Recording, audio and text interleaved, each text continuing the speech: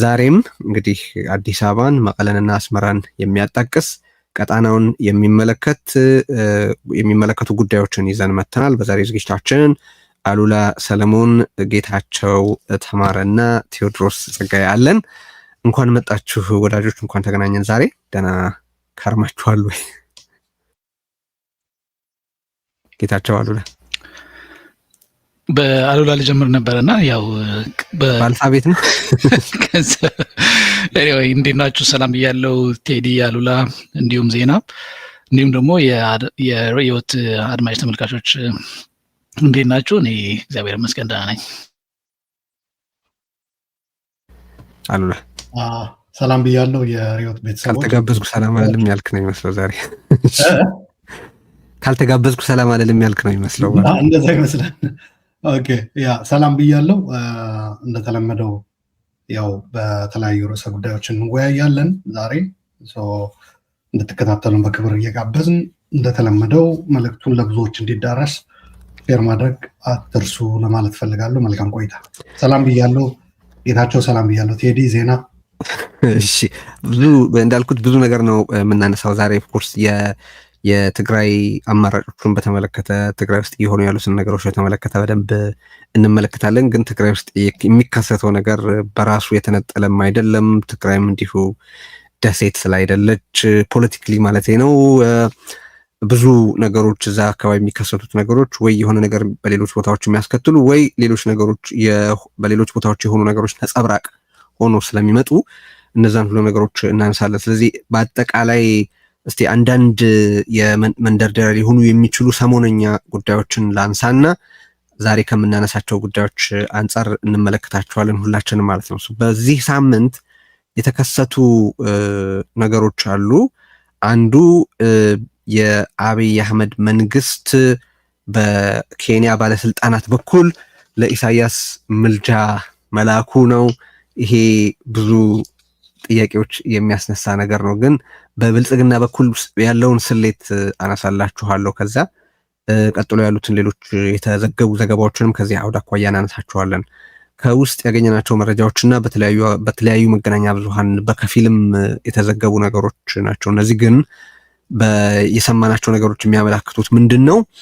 የአብይ አህመድ መንግስት እዛ አካባቢ ትግራይም ሆነ ኤርትራ ላይ ሊከፍት ያስበውን ጦርነት ሊያቀናጅ እቅዱ የነበረው በዩኤኢ የበላይ ጠባቂነት ከሐሚቲ ኃይሎች ሱዳን ከሚወስዱት እርምጃ ጋር በተገጣጠመና በተናበበ መልኩ እንዲወሰድ የታሰበ ነበረ። ግን ያ በታሰበው መልኩ አልሄደም። በተለያዩ ምክንያቶች አንዱ እና ዋነኛው አሁን እኛ በምናወራበት የኢትዮጵያ አውድ አንጻር ካየነው ሌሎች ፋክተሮችም አሉ። ግን አብይ አህመድ ያው ኢንቨንተሪውን በሚሰራበት ወቅት ከሚያስፈልጉት ወታደሮች የሚፈልገውን ያክል መጠን አለማግኘቱን ተረድቷል። አንድ የሚያስፈልጋቸው ብለው ያሰቡት ወደ 255 እስከ 260 ሺህ ገደማ ወታደር ነው። አሁን አሰልጥነናል ብለው የሚያምኑት ወደ 145 ሺህ ገደማ በመሆኑ ተጨማሪ የሰው ኃይል ለሚያስፈልጋቸው ደምድመዋል። ሁለተኛ ኢንቨንተሪያቸውን በሚሰሩበት ወቅት አሁንም ከሚያስፈልጋቸው የጥይት ቁጥር ወደ 40 ሚሊዮን ገደማ ጉድለት አሳይቷል ኢንቨንተሪያቸው። ሌሎች አስፈላጊ የሚባሉ መሳሪያዎችም እንደዚሁ። ስለዚህ ያ ተሟልቶ እስኪገባ ድረስ ኢሳያስ ቀድሞ እንዳያጠቃ የተላከ ሽምግልና ነው በአብይ በኩል። ስለዚህ ልመናና ስልታዊ የሆነ የዝግጅት ጊዜ የመግዛት ሙከራ እየተደረገ ነው። በኢሳያስ በኩል ጽምዶን ስለምናነሳ ዛሬ በኢሳያስ በኩል የተሰጠው ምላሽ ይሄ በተለያዩ አውታሮች በኩልም ተዘግቧል። መተማመኛ ጠይቋል። አንድ ሁለተኛ በአሁኑ ወቅት በትግራይ ላይ የሚፈጸም ጥቃት ቀጥሎ ወደኛ መምጣት ስለማይቀር ያንንም በእኛ ላይ እንደተከፈተ ጦርነት እንቆጥረዋለን ስለማለቱ ተሰምቷል። አሁን ይህንን ትይዙልኛላችሁ። ሁለተኛ እዚሁ ላይ መነሳት ያለበት የፋኖ ቲዲኤፍ ኦኤልኤ እና የሻዕቢያ በሱዳን መገናኘት በኢኮኖሚስት ዘገባ ላይ መነሳቱ ነው። በተለያዩ መንገዶች በዚህ ሳምንት 2-3 ዘገባዎች ወጥተዋል። አንደኛው ለኢትዮጵያ ፓራልስሊ ወደ ከፋ ጦርነት እየተጠጋች ስለመሆኑና የዓለም አቀፍ ህብረተሰብ ጣልቃ ገብነት በአስቸኳይ እንደሚያስፈልግ የሚጠቁም ነው። ሌላኛው እንደዚሁ እንዴት አድርጎ መጪውን ጥፋት መከላከል እንደሚቻል የሚያሳዩ የተለያዩ በዓለም አቀፍ ሚዲያዎች እየወጡ ያሉ ዘገባዎች አሉ። አንዱ ግን በዚህ ሳምንት ትኩረት ስቦ የነበረው የእነዚህ ኃይላት ቅንጅት ነው። ይህንንም በኋላ ከምናነሳው የዚህ የጽምዶ እጣ ፈንታን በተመለከተ የምናወራው ነው።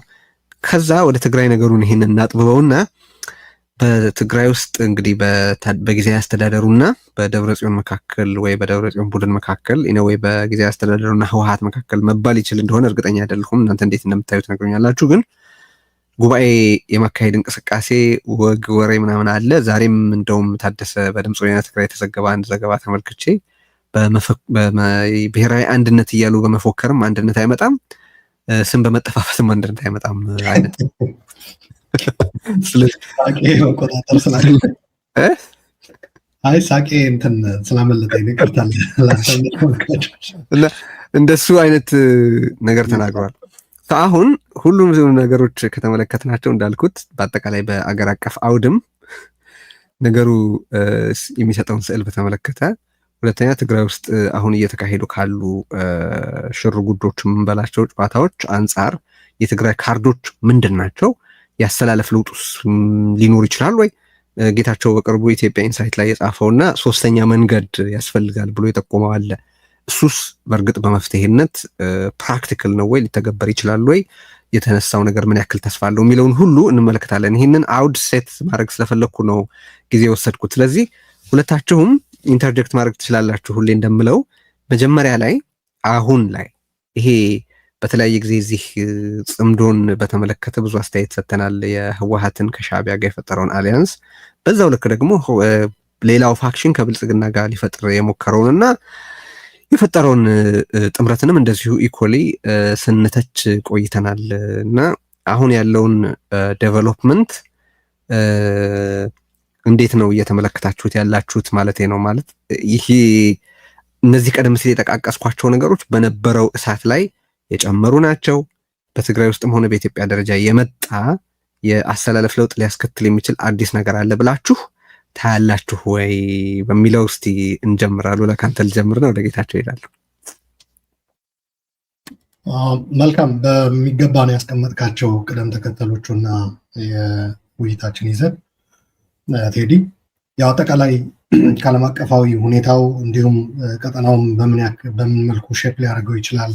አሁን ሰሞኑንም የሳውዲ ጉዞ ወደ ዋይት ሀውስ እንዳያችሁት ነው። እዛ ላይ ከሱዳን ጋር በተያያዘም የተሰጠ አስተያየት አለ። በዋይት ሀውስ በኩል የወጣ የዶናልድ ትራምፕ እንትን ማለት ነው እና ይሄ በትግራይ በኩል ይሄ የመኸተ ኃይል የሚባል አለ እና እሱ ያንን የሚያይበት እና በትክክለኛ ደግሞ ኢን ሪያሊቲ ምንድን ነው እየሆነ ያለው የሚለው ማየት ተገቢ ይመስለኛል። ሌላ በቀጠናው ከዚ ኢኮኖሚስት ጋር አያይዘህ ያነሳውም አለ። እንዲሁም በኤርትራ መንግስትና በኢትዮጵያ መንግስት መካከል ሽምግልና የኬንያ ጉዳይም አለ። ከዛ ቀጥሎ በሀገር ውስጥ ያሉ አሰላለፎች እንዲሁም ትግራይ ለዚህ በምን ሁኔታ ላይ ትገኛለች፣ በምን ያክል ተዘጋጅታለች የሚለው አይ ቲንክ ኢምፖርታንት ነጥቦች ናቸው ብዬ ማስቀመጥ ፈልጋለሁ። ሶ አይ ቲንክ በጸምዶ ለመጀመር ያክል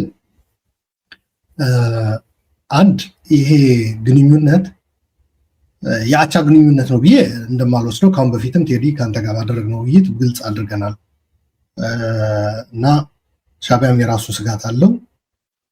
የእነ ደብረጽዮን ቲፒኤልኤፍ እና አብረዋቸው የሚሰሩ የወታደራዊ አመራሮች እነሱም የራሳቸው ስጋት አላቸው። እዚህ ላይ የተመሰረተ ግንኙነት ነው። ስጋቱ በእነ ደብረጽዮንና በእነሱ ጎራ የተሰለፉ የወታደራዊ አመራሮች ባየለ ቁጥር ሻዕቢያ ያንኑ ነው ኤክስፕሎይት የሚያደርገው። ግንኙነቱ ከትግራይ ጥቅም አንጻር አይደለም፣ የትግራይ ህዝብ ከሚያገኘው ጥቅም አንጻር አይደለም። ታስታውስ እንደሆነ ቴዲ ወደ ደቡብም ወደ ሰሜንም የሚደረጉ እንትኖች የትግራይን ህዝብ እና ትግራይን ጥቅም ባስከበረ መልኩ ቢደረጉ አይጠላም እና በተለይ ደግሞ እኔ ያከልኩበት አንድ ነገር ምንድነው ጦርነት በሚያስቀር መልኩ ያው ጦርነት ማስቀረት አንዱ ትልቁ ነገር ስለሆነ ለህዝቡም እፎይታ ስለሆነ ከዛ አንጻር የሚጠቅም ነገር ከተገኘ ሰየው። ግን ችግሩ ምንድነው ጦርነት ይስባል፣ በዛ ላይ ደግሞ የትግራይን ህዝብ አያረጋግጥም። እነ ደብረጽዮን ደግሞ የአቻ አጋርነት አይደለም። እነሱ ብዙ ያወራሉ፣ በኤርትራ በኩል ምንም አይወራም። በነገራችን ላይ በኤርትራ መንግስት ኦፊሻል ስቴትመንት ምንም ነገር የለም። ይህ በእንዲህ እንዳለ ያው ይህ የተመለከተ የፌዴራል መንግስት በኬንያ በኩል ከዛ በፊት በሌሎች ሙከራዎችም ነበሩ። ከኬንያው በፊት በአውሮፓ ህብረት ወደ ተባበሩት መንግስታትም እንደዚሁ የሚወጡ መረጃዎች ያሳያሉ። ከዛ አሁን የኬንያው ያው ጠበቅ ያለ ነገር ይመስላል። በኤርትራ በኩልም ይሄ ያልከው ፕሪኮንዲሽን ትግራይ የማትጠቃ ከሆነ የሚል ሰጥተዋል የሚለው እሱ ይገርማል። በነገራችን ላይ ትግራይን ካልጨረስን ካላጠቃን ተብሎ ጸብ ውስጥ የተገባ ትግራይን ለመጠበቅ ቃል ግባልኝ የሚባልበት እንትን እንዴት ብሎ ሲሄዳል የሚለው አይ ቲንክ ማየት ተገቢ ይመስለኛል። ሲጀመር በ2018 የነበረው ግንኙነት የጋራ ጠላትን ለማጥቃት በዋናነት ትግራይን ለማጥቃት በሚል ነበር ግንኙነቱ የተጀመረው። ከዛ በሂደት የትግራይ ጦርነት መጥቶ ጀነሳይዳል በሆነ መልኩ ያ ሁሉ ጭፍጨፋ ተፈጽሞ ሲያበቃ የፌዴራል መንግስቱ ከህወሓት ጋር ፕሪቶሪያ ላይ ሲፈራረም የሰላም ስምምነት ሻዕቢያ በዚህ ደስተኛ አልነበረም። በተለይ ደግሞ በዋናነት ናይሮቢ የዛ አንድ ማስፈጸሚያ ተብሎ ናይሮቢ ላይ የተፈረመው የውጭ ኃይሎች እና ነን ኢኤንዲኤፍ የመከላከያ አካል ያልሆኑ ይወጣሉ የሚለው ነገር ሲመጣ ነው ሻዕቢያ በጣም እንትን ያለው የደነገጠው። አንድም የአማራ ኃይሎች የትግራይ መሬት ወረው እንዲቆዩ ይፈልጋል ሻዕቢያ። ኢንፋክት ከመጀመሪያውም ጀምሮ ፕሮግራሙ ነው። ሁለተኛ እንደገና እሱ የተቆጣጠራቸው የትግራይ አካባቢዎች እንደያዘ እንዲቀጥል ይፈልጋል። አት ኤኒ ታይም ማጥቃት ሲፈልግ ትግራይን መቆጣጠር መምታት ሲፈልግ እንዲያደርግ የሚያስችለው ፖዚሽን ላይ እንዲሆን ነው የሚፈልገው። ይሄ እንደማይቀጥል ሲያውቅ ሻዕቢያ ተደናቀፍን፣ ተኮላሸብን እቅዳችን ብሎ ነው ወደ ጸብ የገባው። የፌዴራል መንግስትም የራሱ ምክንያቶች አሉት ጦርነቱን ላለማስቀጠል ያስገድዱት ማለት ነው። ለማንኛውም አሁን ግን ትግራይ እንደማትጠቃ ማረጋገጫ ስጡን የሚል እውነት እንደዛ አይነት እምነት ካለ እኔ እንዲያውም እንደዛ ነው ብዬ አላምንም። ምክንያቱም ያጣላቸው ያስላ ትግራይ ጥቃት ይደርስባታል በዛ ነው ጸብ ውስጥ የገባ ነው የሚል ናሬቲቭ ለመፍጠር ነው አሁን እየተሞከረ ያለው። ግን በዋናነት እኔ ከፌዴራል መንግስት ጋር ሰላም አወርዶ ወደ ትግራይ ጦርነት የማይመጣበት ሁኔታ የሚያመቻች ጽምዶ ከሆነ በነገራችን ላይ ኦኬ እኔ ጽምዶ አምርሬ በኤርትራና በህወሓት ሰዎች የሚደረግ ግንኙነት አምርሬ ከምቃወምበት አንዱ ምክንያት ከፌዴራል መንግስት ጋር ትግራይ ጸብ ውስጥ እንድትገባ ወደ ጦርነት እንድትመለስ ለማድረግ፣ ሁለተኛ ሻዕቢያ ተቋረጠብኝ የሚለው በፕሪቶሪያ ምክንያት በዚህ ሂደት ትግራይን የማድቀቅ አጀንዳው እንዲፈጸምለት የመፈለግ ነው። ይህ እውነታ እያወቅ አሁን ትግራይ ጥበቃ እንዲደረግላት ፈልጋለሁ የሚል ሻዕቢያ ካለ ኦፍኮርስ ጽምዶ ኢዝ ፋይን። እንዲያውም እዚህ ላይ ጀመር ሁላ ልል እችላለሁ። ጥያቄ ወደ ጌታቸው ከመሄዳችን በፊት አብይ አሁን ስታነሳ አብይ ካልተገደደ በስተቀር በትግራይ ላይ ጦርነት አይከፍትም የሚል አሳምፕሽን ያለ ይመስላል። እንደዛ ነው ነገሮች ሁሉ የሚያሳዩት? እንደዛ አይደለም። የፕሪቶሪያ ስምምነት ነው የሬፈረንስ እዚህ ላይ የፕሪቶሪያ ስምምነት ጦርነቱን የጥይት ተኩስን አስቆሟል። በዚህ ረገድ ሻዕቢያ አኩርፏል። ጦርነቱ ለምን አልቀጠለም? ይሄ ነው ቤዙ የኔ ንግግር።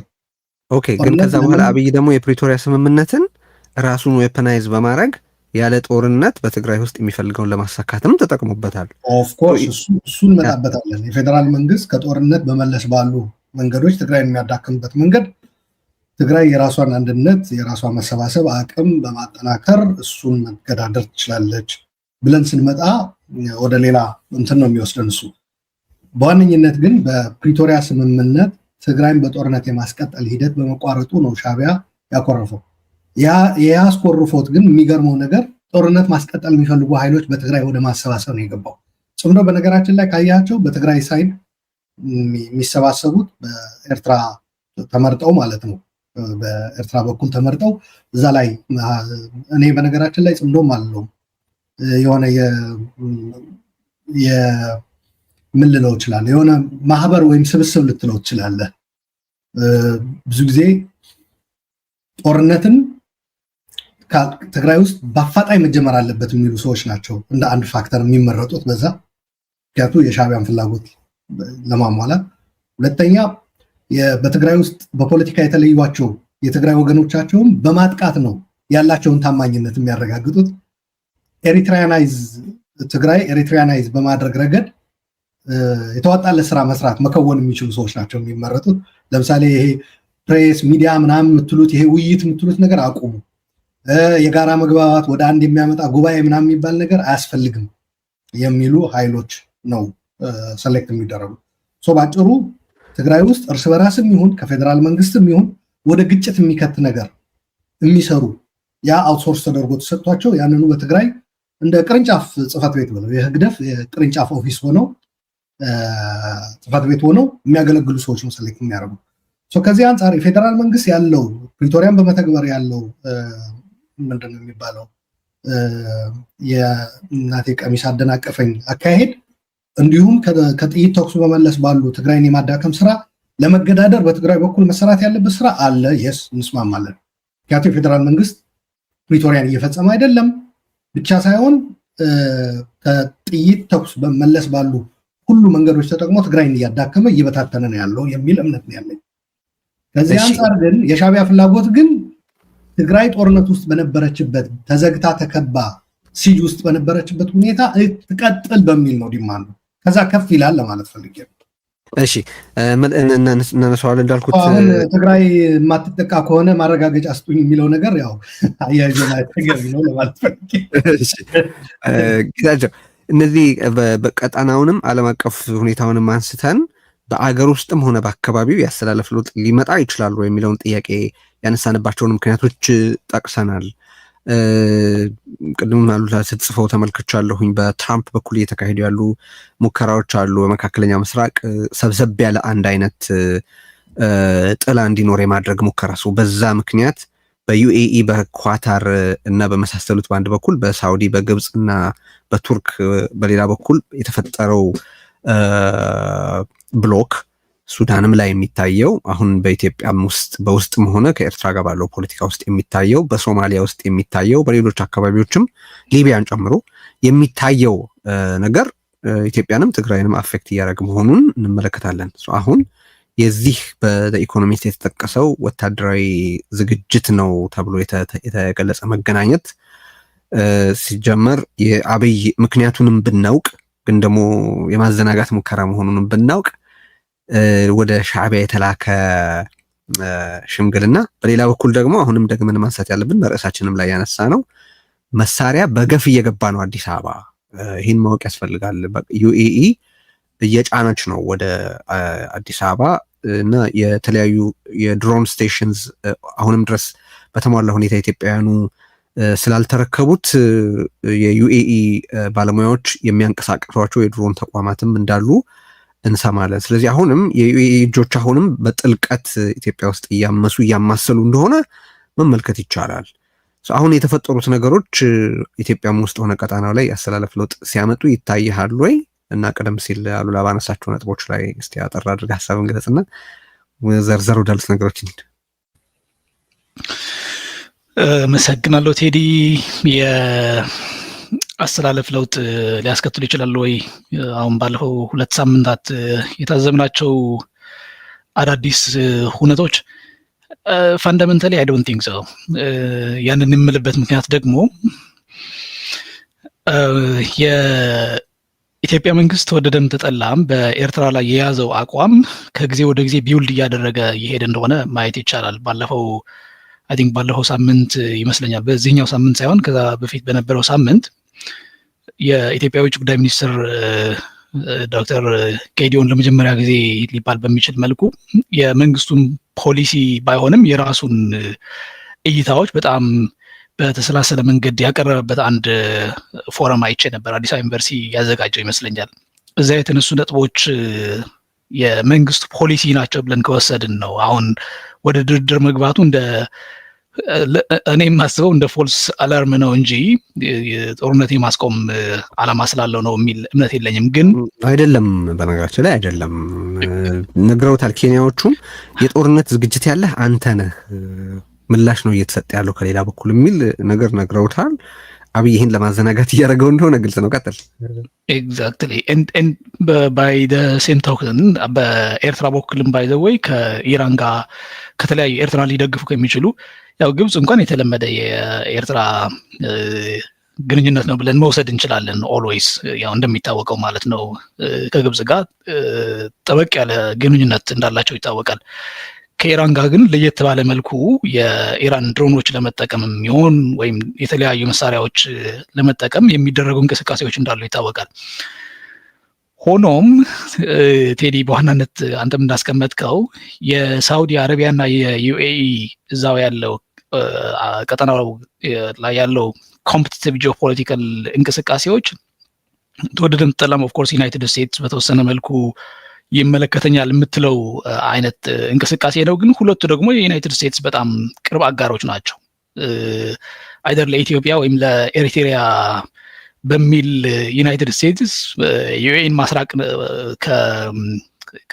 ከፎሬን አፋየርስ ዩናይትድ ስቴትስ የውጭ ሀገር ግንኙነት በሚጎዳ መልኩ ሊንቀሳቀሱ እንደማይችሉ ይታወቃል። ምክንያቱ በጣም በብዙ መልኩ ዩኤኢ ልክ እንደ ሳውዲ የሚድል ኢስት አንከር ፓወር የሆኑ እየመጡ ካሉ ሀገራት አንዷ ነች ተብሎ ይወሰዳል።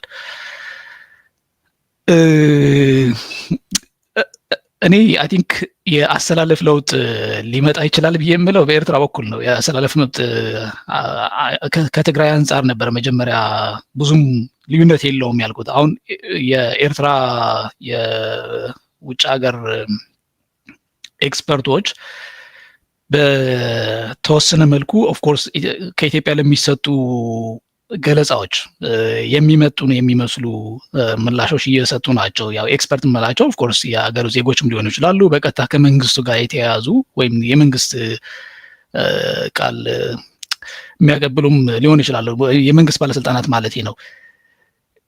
በትክክል ጦርነት ሊጀመር የሚችልባቸው መንገዶች ወይም ሁነቶች እየታዘቡ ሲመጡ ተወደደም ተጠላም አሁን በቅርቡ የወጣው ሪፖርት አይተው ይሆናል። የቢቢሲ በጣም አሰቃቂ የሆነ አማራ ክልል ላይ የተፈጸመው የጾታዊ ጥቃትን በሚመለከት ኦፍኮርስ ቢቢሲ ራሱ የሰራው ሪፖርታጅ እንደሆነ ኢንቨስቲጌቲቭ ሪፖርታጅ እንደሆነ ነው የሚያመላክተው። በሌሎች ፕሮግራሞቻቸው አንስታችሁት ትሆናላችሁ ብዬ ተስፋ አደርጋለሁ። ግን ያንን ለምንድን ነው አሁን እያነሳሁት ያለሁት? ትላንት አንስተነዋል። እሺ ኤግዛክትሊ ያንን ለምንድን ነው እያነሳሁት ያለሁት? እንደዚህ አይነት ሪፖርቶች ኢትዮጵያ እየበረከቱ በመጡ ቁጥር የመንግስት ገጽታ ግንባታን በለው ምንም በለው ሌላ አዲስ ጦርነት ያንን ጦርነት ደግሞ የውጭ ሀገር ጦርነት የማድረግ ኢትዮጵያ ውስጥ ካሉ ኃይላት ዘላለም ከመዋጋት ይልቅ ሶርሱን ጋር ተዋግተን ከሆነልን እናሸንፋለን ካልሆነን ደግሞ የራሱ ጉዳይ ወደሚል አይነት ነገር እየተሸጋገሩ ሊሆን እንደሚችሉ ነው የሚያሳየኝ ብዬ ነው የምለው። የጽምዶን በሚመለከት ከዚህ በፊት ብዙም የተለየ ነገር ለመግለጽ አይደለም፣ ግን አንድ ሁለት ነጥቦች ማስቀመጥ ይቻላል። በመጀመሪያ ደረጃ አይ ቲንክ ጽምዶ ከአሉላ ጋር በደንብ የምስማማው በኤርትራ በኩል እንደ ስትራቴጂክ ናት ኦንሊ ጦርነቱን ከኢትዮጵያ ጋር ሊደረግ የሚችለው ጦርነት ከተደረገም የትግራይ ቲዲኤፍ ወይም አሁን ያለው የትግራይ መንግስት ኢንክሉዲንግ ህወሓትም ጨምሮ ከኤርትራ ጋር ለማሰለፍ ያንን ጦርነት እንኳን ባይካሄድ ደግሞ ከጊዜ ወደ ጊዜ እያደገ የመጣው የኤርትራ የተቃዋሚ እንቅስቃሴ ለመግደል ከመጀመሪያም ጀምሮ ስትራቴጂካሊ ይደረግ የነበረ አይነት እንደሆነ ማየት ትችላለህ በግልጽ። ኦፍኮርስ እነሱ አሉላም እንዳስቀመጠው ከፍተኛ የኤርትራ ባለስልጣናቱ መሆኑ ኢሳያስ አፈወርቂ ጽምዶን በሚመለከት ወይም ደግሞ ጀነራሎቹ ጽምዶን በሚመለከት አንስቶ ተናግረው አያውቁም። ግን ኦፍኮርስ ከኤርትራ መንግስት ጋር ቅርብ ግንኙነት ያላቸው ብቻ ሳይሆኑ የኤርትራ መንግስት መጋፎንስ ብለን ልገንጻቸው የምንችሉ አካላት ጽምዶን በምን መልኩ ጠቃሚ እንደሆነ ያው ሲያብራሩ ከሌሎች ከትግራይ በኩል ያሉ አካላትም ሲገናኙ እንደነበረ ይታወቃል። ሶ በቀኝም ነፈሰ በግራ ጽምዶ እንደ ትልቅ ውልም ሆኖ ቢወጣም ባይወጣም የኤርትራ መንግስት በተወሰነ መልኩ አትርፎበታል። አሁን ባለው ስታተስ ራሱ ነው የምለው።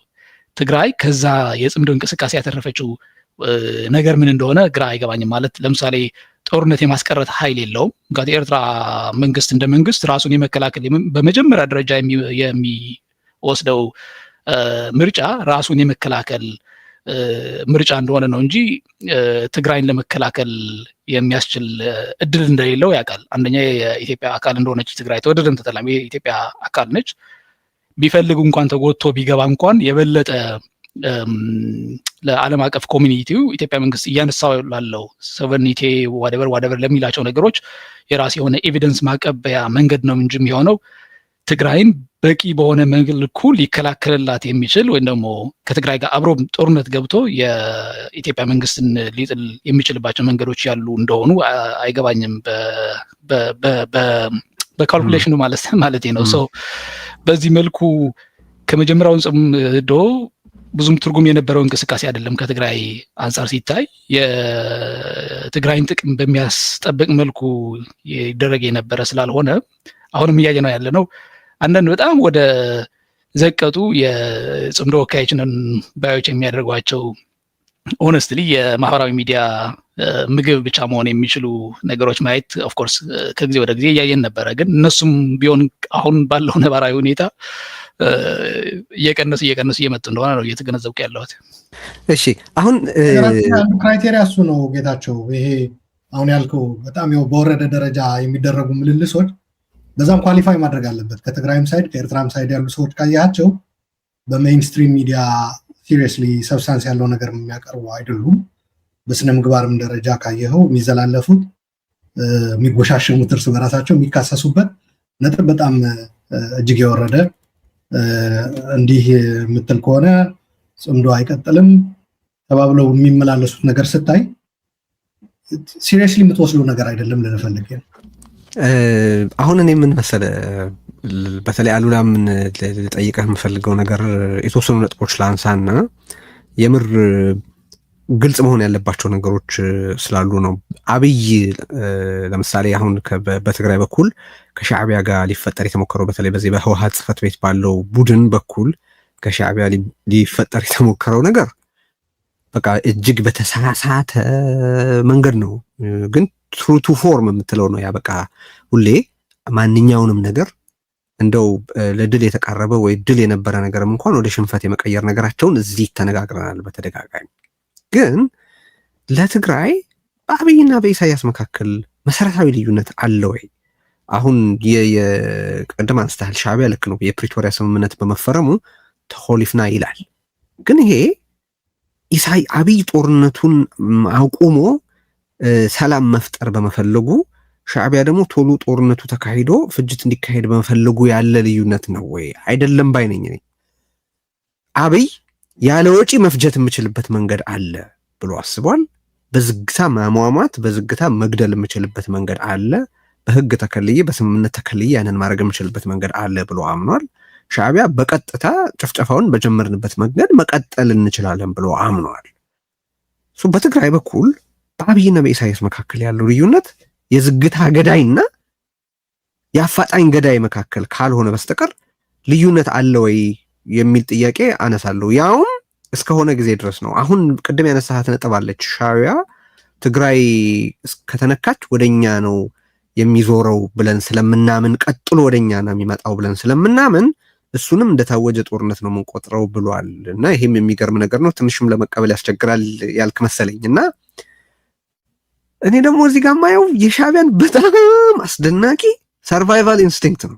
በነገራችን ላይ ሻዕቢያ አርቆ ማሰብ እንደማይችል በተደጋጋሚ ስህተቶቹ አሳይቷል። አርቆ ማሰብ ቢችል ኖሮ አሁን አብይ አህመድ በላዩ ላይ ጦርነት ከፍታለሁ እበላሃለሁ ብሎ እንዲጨፍር ያደረገው ራሱ ኢሳያስ ነው። በዚህ የኢትዮጵያ ፖለቲካ ጨዋታ ውስጥ ሻዕቢያ አብይና ጀሌዎቹ የአማራ ብሔረተኝነት ልሂቃን ጭምር የስሌቶቻቸው ስህተት የስሌቶቻቸው ሰለባ ሲሆኑ፣ ህወሓት ደግሞ የድንቁርናውና የስህተቱ ሰለባ ነው እስካሁን ባለው እኔ በምመለከተው። ምክንያቱም ኢሳያስ እነዚህን አስወግጄ ኢትዮጵያ እንደፈለግኩም ዘውርበት አብይንም ጭኑ ስር ገብቼ እየቆነጠጥኩ ላዘው ወደምችለው ኃይል ልቀይረው እችላለሁ ብሎ አስልቶ ነው ጨዋታ ውስጥ የገባው። አብይም ይህንን አዛውንት የምፈልጋቸውን የውስጥ ጠላቶችን የኢትዮጵያን የትግራይን የፖለቲካል ኤሊት ኤክስተርሚኔት በማድረግ ከተባበረኝ በኋላ ወይስ ባዮሎጂ ይወስደዋል ወይ እኔ እንደሚሆን አደርገዋለሁ ኤርትራን መሰልቀጥ አያቅተኝም ብሎ አስልቶ ነው። የአማራ ብሔርተኝነት ልሂቃንም ይሄ ነገር ተጨማሪ ግዛት ተጨማሪ ውክልና ይሰጠናል ብለው አስበው የገቡበት ነው።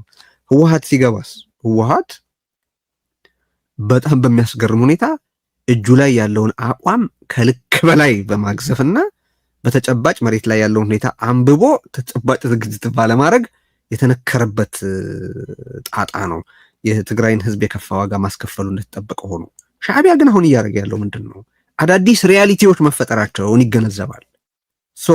ስትራቴጂስት አይደለም ሻዕቢያ፣ ጥሩ የሆነ ስትራቴጂስት አይደለም። የትርምስ ስትራቴጂስት ነው ልትል ትችላለህ በትርምስ መልኩ ካየኸው፣ ግን ጥሩ ሰርቫይቫል ኢንስቲንክት ግን አለው።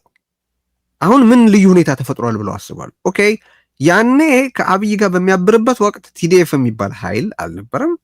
አሁንም አለ ለማለት እኔ በጣም መቸገሬ እንደተጠበቀ ሆኖ ግን ከ2020 በፊት ያልነበረ ወታደራዊ አቅም ትግራይ ውስጥ አለ። እንደዛ ተመናምኖም ተንኮታኩቶም ከኮር በላይ ያሉት ሰዎች በፈጸሟቸው ብለንደሮች ምክንያት በዛ ደረጃ ተወላልቆ እንኳን ከ2020 በፊት ያልነበረ አቅም ወታደራዊ አቅም ትግራይ ውስጥ አለ። አሁን በ2020 ከአብይ ጋር በሚያብርበት ወቅት ፋኖ የሚባል ኃይል አልነበረም። አሁን ባለ ቅርጹ ማለት ነው። የአብይ አህመድን ኃይል የሚከፍል ሌላ ኃይል አልነበረም። የኦኤል እንቅስቃሴ ከ2020 በፊት ትርጉም ባለው ደረጃ ደርሶ ነበር ለማለት አይቻልም። አሁን እነዚህ